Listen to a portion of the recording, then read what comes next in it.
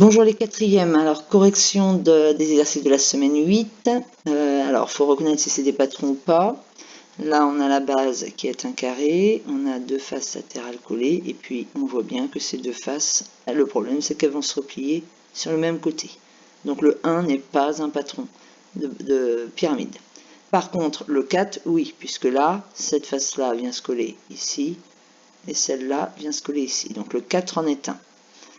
Le 2, bah, pas de problème, on a bien 4 faces avec des côtés tous égaux, elle va venir se refermer sur la base. Donc le 2 est aussi un patron.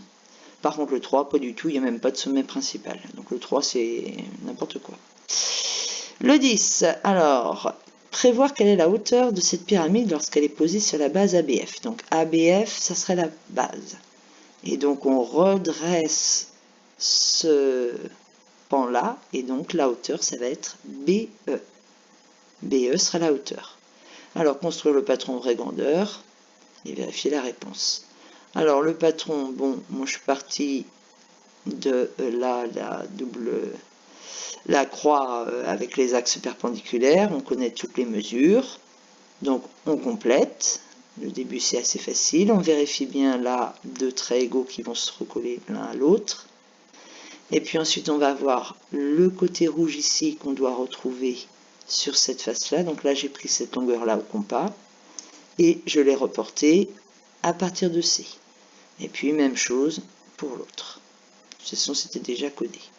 Donc, une fois que vous avez ce patron-là, vous allez le coller dans votre cahier de leçons uniquement par cette face-là, de manière à pouvoir le replier en 3 dimensions dans votre cahier. Donc il ne sera collé que par une face dans votre cahier de leçons.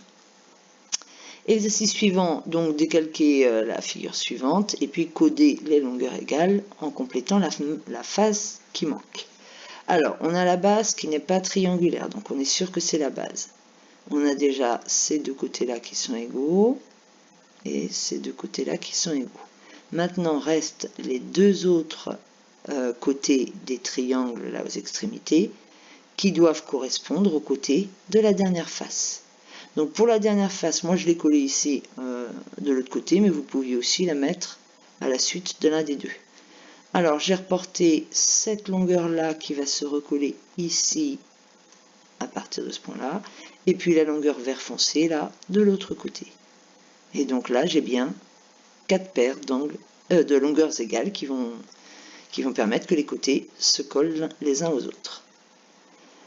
Le dernier, donc, construire la figure suivante, vous aviez des indications d'angle, etc. Et puis assembler pour obtenir un cône de révolution. Alors, même chose d'ailleurs que le précédent. Pareil, vous collez la base dans votre cahier d'exercice. Et donc, vous avez un deuxième patron dans votre cahier de leçon. Alors, pareil, pour celui-là, on le collera, mais il faudra forcément consolider ici avec du scotch, sinon ça risque de ne pas bien tenir dans votre cahier de leçon.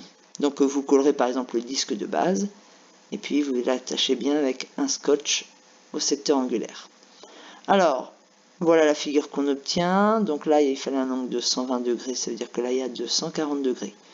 Petite explication à la limite du programme. Mais comment est-ce qu'on sait l'angle qui correspond exactement pour que ce grand cercle se referme sur le petit ?